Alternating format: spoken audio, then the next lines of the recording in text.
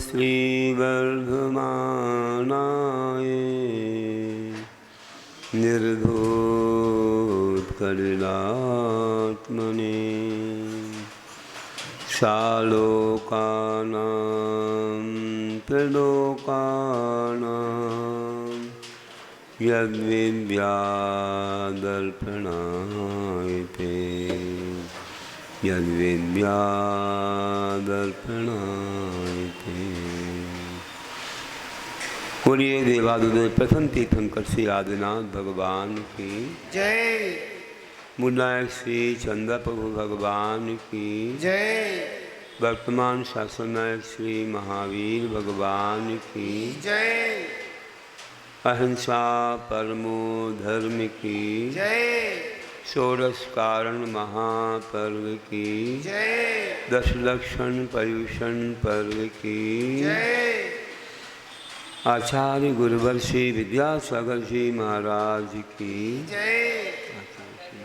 आचार्य श्री 108 हरदेव सागर जी महामुनि राज की, आचार्य संघ की। श्रद्धेय बंधु, महान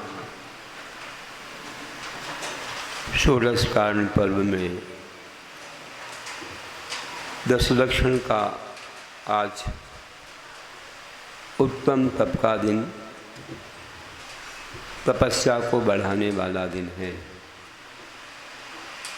जितनी ज़्यादा तपस्या बढ़ती है उतनी ज़्यादा शांति भी मिलती है। जितना ज़्यादा तपता है उतना ही बरसता है।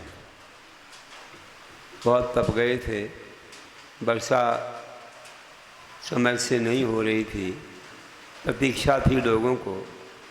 अब ऐसे समय ही होना थी जब तपस्या चलेगी तभी वर्षा अच्छी लगेगी। तो ग्रीष्म काल में प्रखर सूर्य से धरती जितनी तप जाती उतनी ही फिर वर्षा होती, सब जीवों को सुख लाती।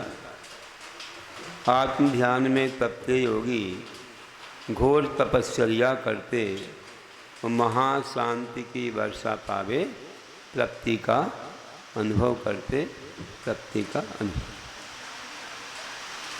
तो देखिए, पुण्य से सब होता है, तपस्या से पुण्य बढ़ता है तो स्थायी शांति सुख भी हासिल हो जाता है। फिर तो अनंत सुख की प्राप्ति होती है, जिसके बाद फिर अशांति कभी आती नहीं है। तो यह तपस्या का ही फल होता है। आज का संस्कार हमें वह दिन भी पास में लाएगा जब हम ऐसे महान अनंत सुख में लीन हो जाएंगे। तो आज जिस तप का दिन है वह तप आचार्य कहते हैं कर्म क्षयात्म तप्यतिथि तपाहा। कर्म क्षय के लिए जो तपा जाता है वह तप है। और कोई लौकिक चाहना संसार की इच्छा से नहीं, बल्कि कर्म क्षय के लिए जो सहन किया जाए, भूख प्यास आदि के लिए, ठंडी गर्मी आदि के लिए, वही है तप। एक ही इच्छा है कि हमारा लक्ष्य मोक्ष हमें प्राप्त हो, कर्मों की निर्जरा हो। और भी कहते हैं इच्छा निरोधो तपा। इच्छाओं का निरोध करना भी तप है। इच्छाएं होती हैं और उनको रोको, उन इच्छाओं को रोको और समता रखो। हम इच्छाओं में समता नहीं रखते, हम बल्कि उन विषयों को और उन चीज़ों को प्राप्त करने में लग जाते हैं, इच्छाओं की पूर्ति करने में लग जाते हैं। तो तपस्या नहीं हो पाती है। इच्छाएं हो तो व्यक्त मत करो, पी जाओ अंदर ही अंदर कि इच्छाएं अनादिकाल से होती आई हैं, अब मुझे इसमें समता रखना है।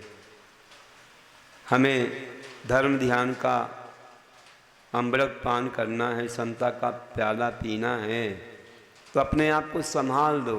ये नहीं कि कुछ भी इच्छा हुई तो तुरंत हम वो करने लग गए या बोलने लग गए, ऐसा नहीं। तो फिर समता नहीं है अपने पास, अपने पास सहनशीलता नहीं है, इच्छाओं का निरोध नहीं है।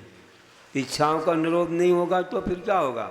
इच्छाओं की पूर्ति करते बैठेंगे तो हमारे पास कोई नियम संयम नहीं आ सकेगा, हम आगे नहीं बढ़ पाएंगे, हम अपनी इच्छाओं की पूर्ति नहीं लगे रहेंगे। तो कुछ चीज़ों को तो अंदर अंदर ही समाप्त कर देना पड़ता है, अंदर ही अंदर उसे ख़त्म करके और अपना कार्य करना पड़ता है। तो ध्यान रखना है कि इच्छाओं का निरोध करना भी तप है। इसलिए ध्यान रखना है कि कोई भी बाधा जब आती है, जैसे मानो अग्नि लग गई, अगर नहीं दबाया तो वह सब जगह फैल जाएगी, तो उसको दबाने का प्रयास करते हो, उस पर धूल डालते हो, कोई जल डालता है, कोई उस पर कोई वस्तु डाल देता है, कोई वजनदार, उसको हवा ना मिले, वायु ना मिले तो वह अग्नि बुझ जाती है। एक जगह हुआ ऐसे, ये गैस टंकी की जो नली रहती है वह आग के पास आ गई, तब उसमें ही आग लग गई।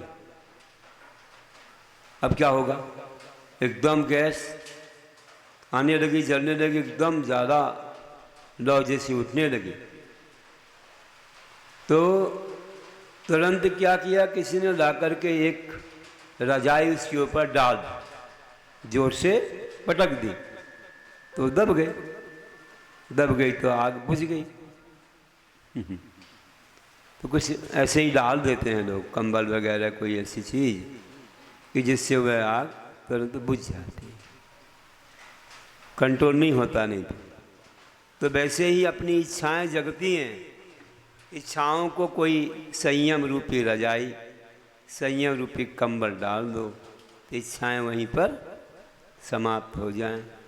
हम व्यक्त करते रहते हैं तो इच्छाएं और बढ़ती रहती हैं, इसलिए हमें उनको दबाने का प्रयास करना चाहिए।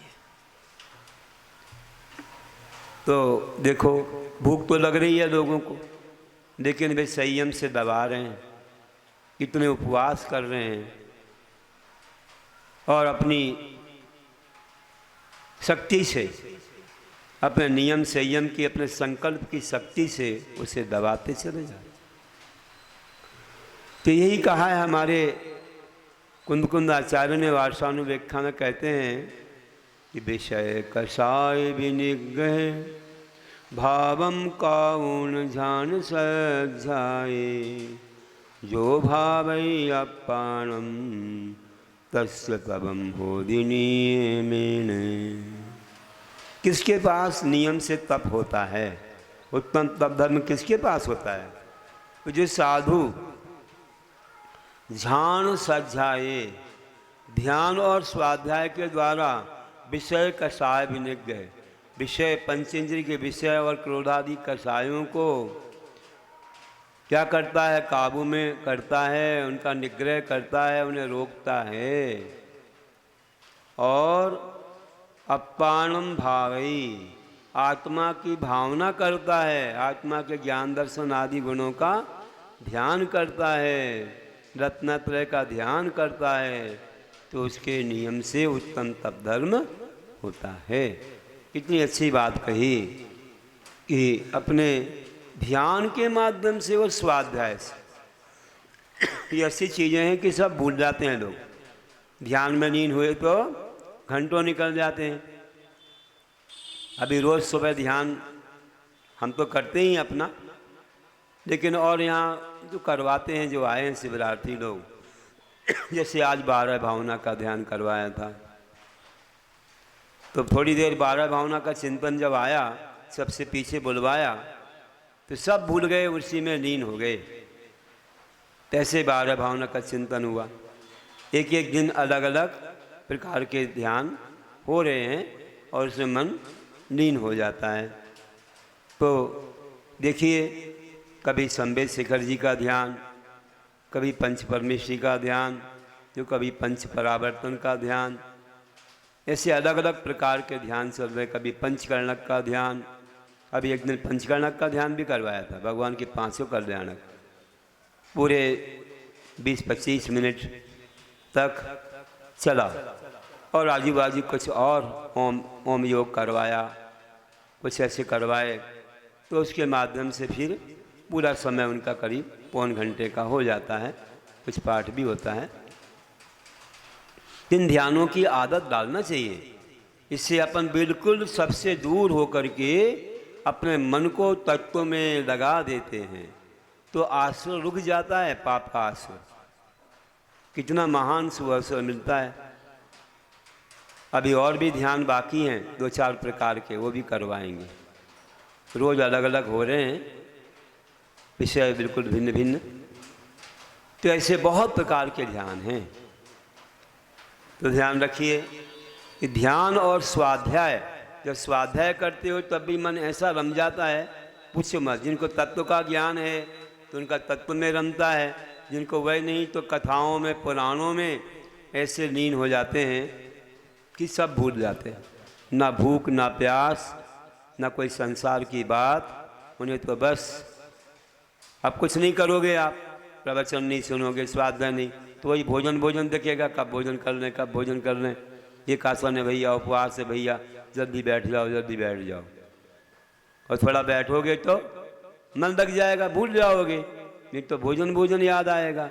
इतने उपवास कर रहे हैं लोग, तो वे कैसे रह रहे हैं? और अपन जल्दी खाने की बात सोचे तो कैसे?